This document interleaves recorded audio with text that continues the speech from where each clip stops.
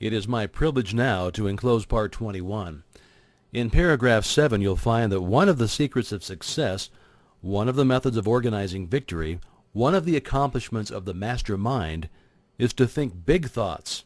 In paragraph 8 you'll find that everything which we hold in our consciousness for any length of time becomes impressed upon our subconsciousness, and so becomes a pattern which the creative energy will wave into our life and environment. This is the secret of the wonderful power of prayer.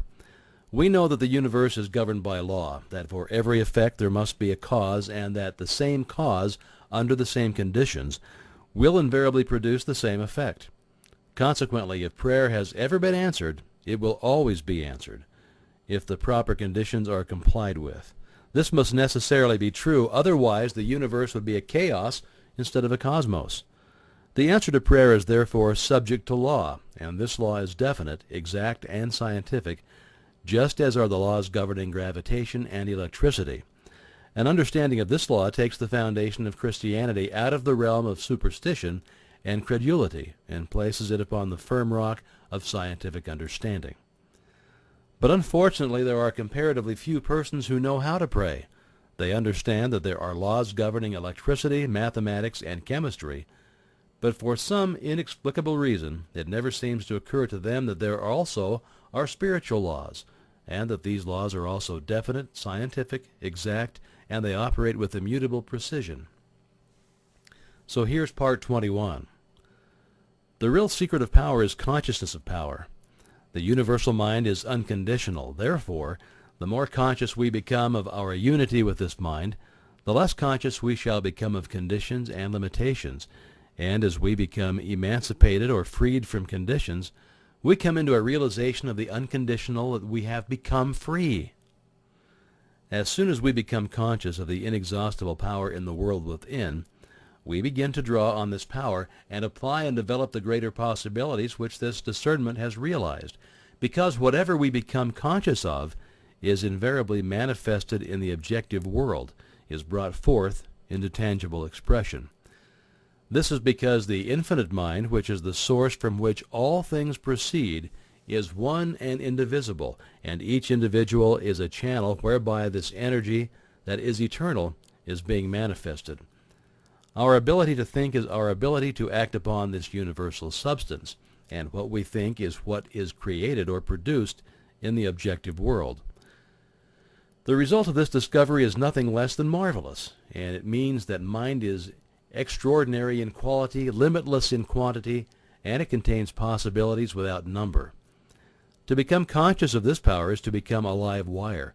It has the same effect as placing an ordinary wire in contact with a wire that is charged. The universal is the live wire. It carries power sufficient to meet every situation which might arise in the life of every individual. When the individual mind touches the universal mind, it receives all of the power that it requires. This is the world within. All science recognizes the reality of this world, and all power is contingent upon our recognition of this world.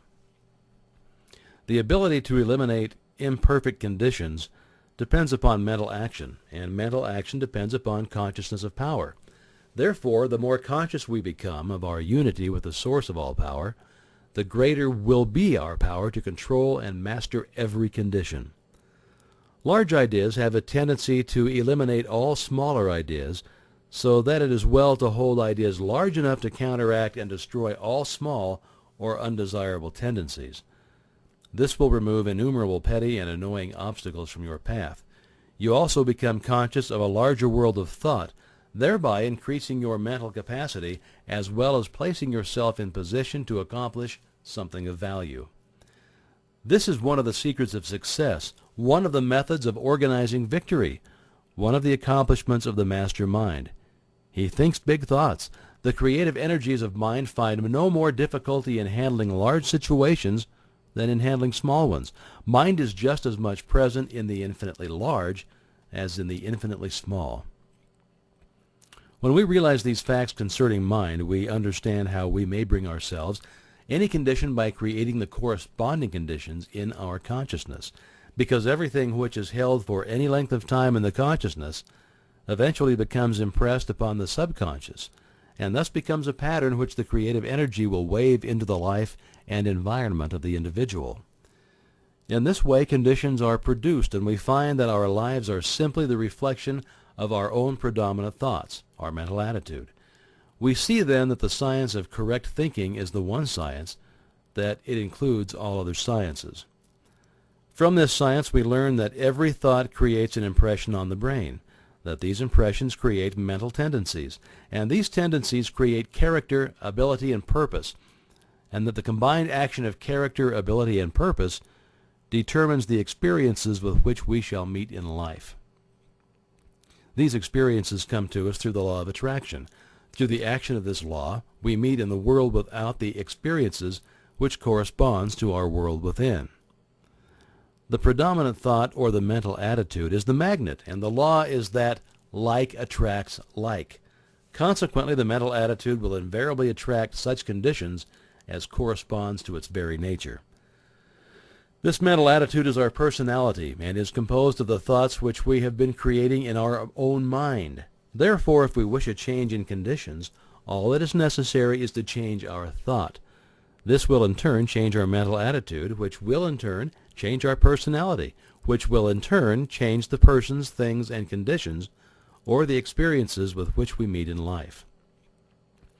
It is, however, no easy matter to change the mental attitude, but by persistent effort it may be accomplished.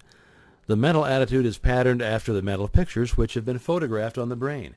If you don't like the pictures, destroy the negatives and create new pictures.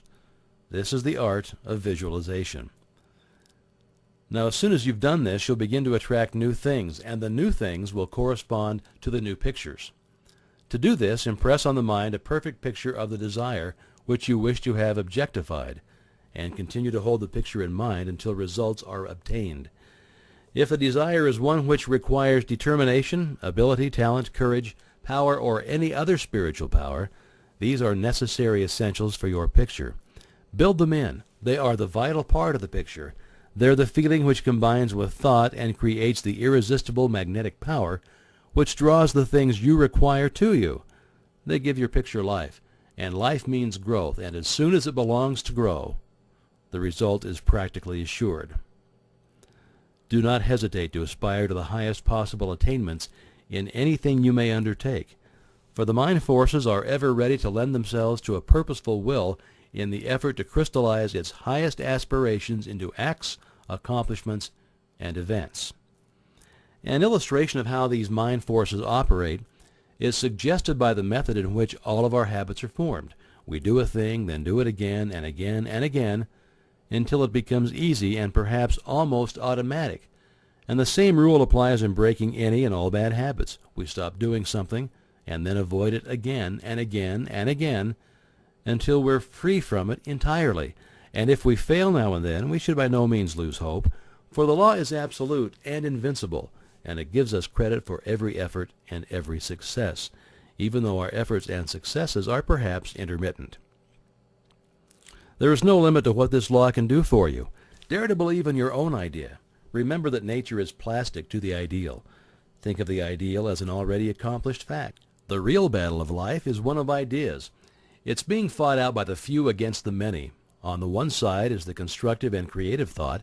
On the other side, the destructive and negative thought. The creative thought is dominated by an ideal. The passive thought is dominated by appearances. On both sides are men of science, men of letters, and men of affairs. On the creative side are men who spend their time in laboratories or over microscopes and telescopes, side by side with the men who dominate the commercial, political, and scientific world. On the negative side are men who spend their time investigating law and precedent, men who mistake theology for religion, statesmen who mistake might for right, and all the millions who seem to prefer precedence to progress, who are eternally looking backward instead of forward, who see only the world without but know nothing of the world within.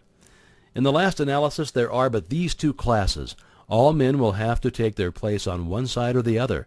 They will have to go forward or go back. There is no standing still in a world where all is motion. It is this attempt to stand still that gives sanction and force to arbitrary and unequal codes of law.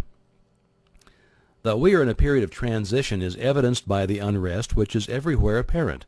The complaint of humanity is as a roll of heaven's artillery, commencing with low and threatening notes and increasing until the sound is sent from cloud to cloud and the lightning splits the air and the earth. The sentries who patrol the most advanced outpost of the industrial, political, and religious world are calling anxiously to each other. What of the night? The danger and insecurity of the position they occupy and attempt to hold is becoming more apparent every single hour. The dawn of a new era necessarily declares that the existing order of things cannot much longer be. Now, the issue between the old regime and the new, the crux of the social problem, is entirely a question of conviction in the minds of the people as to the nature of the universe. When they realize that the transcendent force of spirit or mind of the cosmos is within each individual, it will be possible to frame laws that shall consider the liberties and rights of the many instead of the privileges of the few. As long as the people regard the cosmic power as a power non-human and alien to humanity, so long will it be comparatively easy for a supposed privileged class to rule by divine right in spite of every protest of social sentiment. The real interest of democracy is therefore to exalt, emancipate, and recognize the divinity of the human spirit, to recognize that all power is from within, that no human being has any more power than any other human being, except such as may willingly be delegated to him. The old regime would have us believe that the law was superior to the lawmakers. Herein is the gist of the social crime of every form of privilege and personal inequality, the institutionalizing of the fatalistic doctrine of divine election. The divine mind is the universal mind. It makes no exceptions. It plays no favorites. It does not act through sheer caprice or from anger, jealousy, or wrath. Neither can it be flattered, cajoled, or moved by sympathy or petition to supply man with some need which he thinks necessary for his happiness or even his existence. The divine mind makes no exceptions in favor of any individual, but when the individual understands and realizes his unity with the universal principle, he will appear to be favored because he will have found the source of all health, all wealth, and all power. For your exercise this week, concentrate on the truth. Try to realize that the truth shall make you free. That is, nothing can permanently stand in the way of your perfect success when you learn to apply the scientifically correct thought methods and principles. Realize that you are externalizing in your environment your inherent soul potencies. Realize that the silence offers an ever available and almost unlimited opportunity for awakening the highest conception of truth. Try to comprehend that omnipotence itself is absolute silence. All else is change, activity, and limitation. Silent thought concentration is therefore the true method of reaching, awakening, and then expressing the wonderful potential power of the world within. Now remember these words from Marden. The possibilities of thought training are infinite, its consequence eternal, and yet few take the pains to direct their thinking into channels that will do them good, but instead leave all to chance.